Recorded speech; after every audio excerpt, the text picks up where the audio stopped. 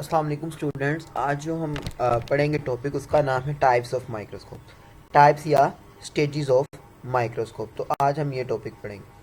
Microscope आपने पिछले lecture में पढ़ा कि माइक्रोस्कोप क्या होता है, तो मैंने आपको बताया कि ये वो डिवाइस होता है जिसकी मदद से हम उन छोटी चीज़ों को देखते हैं जिनको हम अपनी आम आंख से नहीं देख सकते। It is a device use to see small objects clearly, छोटी चीज़ों को क्लियरली देखने के लिए हम इसको इस्तेमाल करते हैं।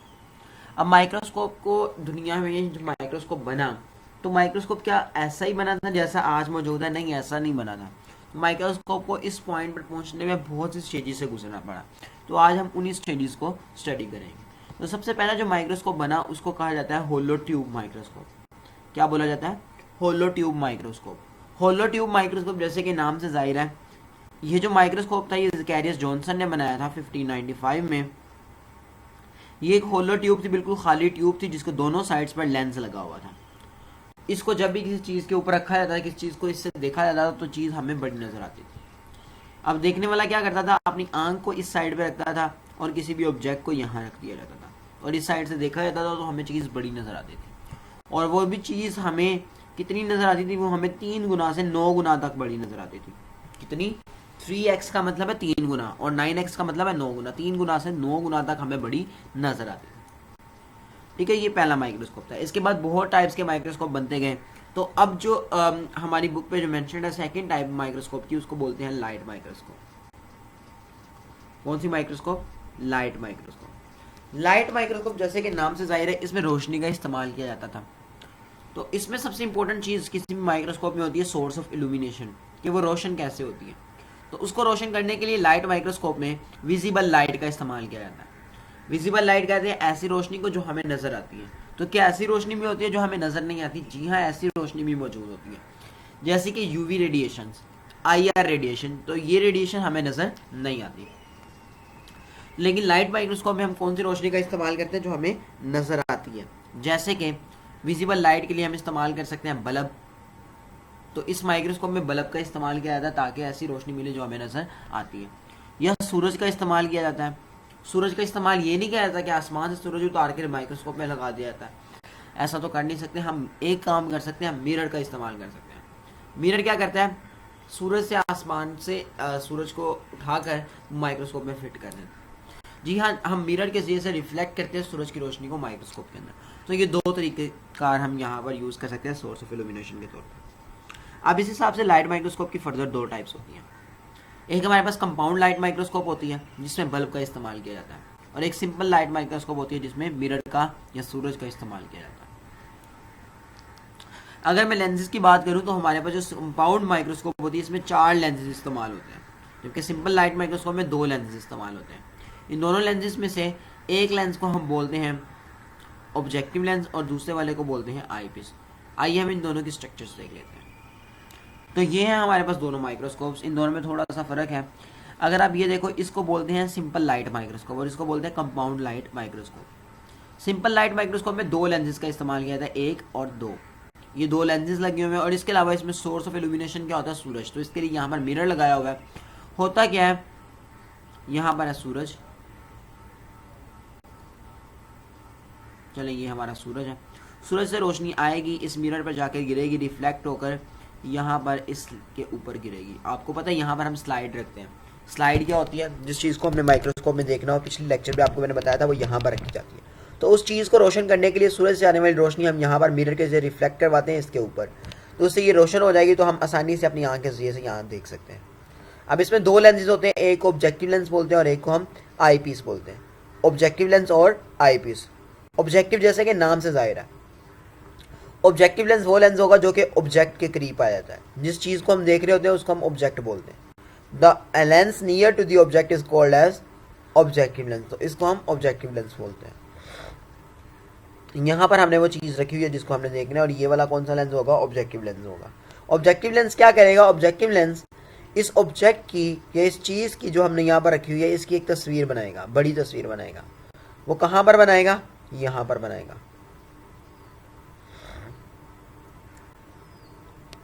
अगला लेंस है आई पीस। आई पीस जैसे कि आंख, नाम से जाहिर है आंख के करीब होगा, तो वो लेंस हम, क्योंकि हम अपनी आंख को यहाँ रख कर देखते हैं, तो वो लेंस जो कि आंख के करीब होता है उसको हम क्या बोलते हैं, eyepiece. The lens near to the eye is called as eyepiece. ये क्या करेगा, ये लेंस इस तस्वीर को, वो तस्वीर जो कि ऑब्जेक्टिव ने बनाई है, उस तस्वीर को मजीद बड़ा कर देगा। Make a larger image of the image in viewers I, ठीक है, ये इसका काम होता है। जबकि अगर मैं कंपाउंड लाइट माइक्रोस्कोप की बात करूं तो यहाँ पर ऑब्जेक्टिव लेंस एक नहीं है, काफ़ी ज़्यादा, 3 है, आई पीस एक ही है। तो यहाँ पर आप तीनों में से किसी एक को सिलेक्ट करते हैं और फिर उस हिसाब से आप देखते हो कि आपकी तस्वीर कितनी बड़ी बनती है। यहाँ पर एक चीज़ ज़रूरी है, मैग्नीफिकेशन। माइक्रोस्कोप की मैग्नीफिकेशन कितनी होती है, तो माइक्रोस्कोप की मैग्नीफिकेशन 1500 टाइम्स होती है। 1500 टाइम्स का मतलब लाइट माइक्रोस्कोप किसी भी चीज़ को 1500 गुना बड़ा करके दिखाता है। जैसे कि आपने होलो लाइट माइक्रोस्कोप को बढ़ा के ये 3 गुना से 9 गुना तक बड़ा करके दिखाता है, इस तरह हमारे पास जो ये सिंपल लाइट माइक्रोस्कोप है ये 1500 गुना बड़ा करता है। ये कैसे पता चलता है, ये हमारे पास इन लेंसेज से पता चलता है। हर लेंस की अलग पावर होती है, आप लेंसेज पढ़ोगे फिजिक्स में तो आपको आइडिया हो जाएगा। यहाँ पर ये जो ऑब्जेक्टिव लेंस होता है इसकी पावर होती है 4x, ये चीज़ों को 4 गुना बड़ा करता है। जैसे मेरे पास ये एक चीज़ है, तो अगर मैंने यहाँ पर रखी तो ये जो ऑब्जेक्टिव लेंस है इसको 4 गुना बड़ा कर देगा, 1 2 3 4, इतना बड़ा कर दिया। अब आई पीस ये जो आया इसको मजीद 10 गुना बड़ा करता है, इसकी पावर होती है 10 गुना चीज़ों को बड़ा करना है। तो ये जो लाइन आई है अब ये इसको मजीद 10 गुना बड़ा करेगा।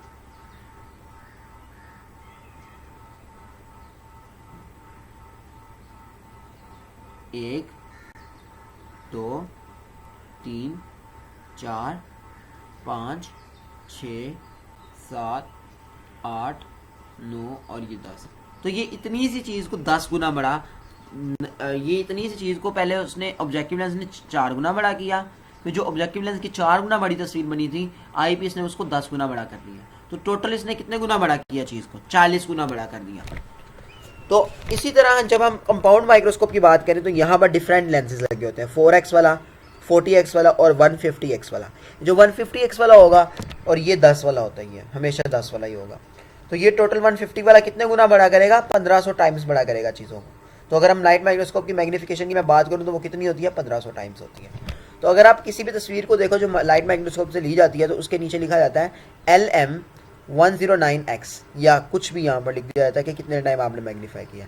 LM का मतलब होता है लाइट, M का मतलब होता है माइक्रोस्कोप, 109 आपने कितनी टाइम उसको बड़ा किया है वो लिखा जाता है, और X का मतलब टाइम्स। तो इस तरह आप रीड कर सकते हो या लिख सकते हो किसी भी तस्वीर के नीचे जो आप लाइट माइक्रोस्कोप के ऑब्टेन करते हो। रेजोल्यूशन, लाइट माइक्रोस्कोप की जो रेजोल्यूशन होती है, जो कि आपने पढ़ा था पिछले लेक्चर में कि ह्यूमन नेकेड आई की 0.1 मिलीमीटर होती है, लेकिन लाइट माइक्रोस्कोप की 0.2 माइक्रोमीटर होती है, और माइक्रो की वैल्यू 10⁻⁻6 होती है। और ये साइज़ होता है सबसे छोटे बैक्टीरिया का। तो सबसे छोटे बैक्टीरिया को हम लाइट माइक्रोस्कोप से देख सकते हैं। लेकिन लाइट माइक्रोस्कोप का एक नुकसान ये होता है कि ये चीज़ों को बड़ा कर दिखाती है, लेकिन चीज़ों के अंदर नहीं दिखा सकती। यानी 0.2 माइक्रोमीटर बैक्टीरिया का साइज़ है तो बैक्टीरिया को ये हमें दिखा देगी, लेकिन बैक्टीरिया के अंदर जो चीज़ें पाई जाती हैं वो ऑब्वियसली सी बात है 0.2 माइक्रोमीटर से छोटी होगी, लेकिन लाइट माइक्रोस्कोप उन चीज़ों को नहीं दिखा सकती। Can not see internal structures of bacteria clearly, bacteria के अंदर की स्ट्रक्चर्स को हम क्लियरली नहीं देख सकते। इसका फ़ायदा क्या होता है, इसका फ़ायदा ये होता है कि हम चीज़ों को हरकत करता हुआ देख सकते हैं, छोटी छोटी चीज़ों को, द लाइफ प्रोसेसेस को हम इससे स्टडी कर सकते हैं। जैसे कि हम मूवमेंट ऑफ अमीबा को इससे स्टडी कर सकते हैं। लेकिन जो हम कल पढ़ेंगे इलेक्ट्रॉन माइक्रोस्कोप, उससे हम ये प्रोसेस नहीं कर सकते, उससे हम चीज़ों की मूवमेंट को स्टडी नहीं कर सकते, लेकिन इंटरनल स्ट्रक्चर को बहुत अच्छे तरीके से पढ़ सकते हैं। तो कल मैं आपको बताऊंगा कि ऐसा क्यों होता है। इस वीडियो को मैं यहाँ पर एंड करता हूँ, मिलते हैं नेक्स्ट वीडियो में, तब तक के लिए अल्लाह हाफिज़।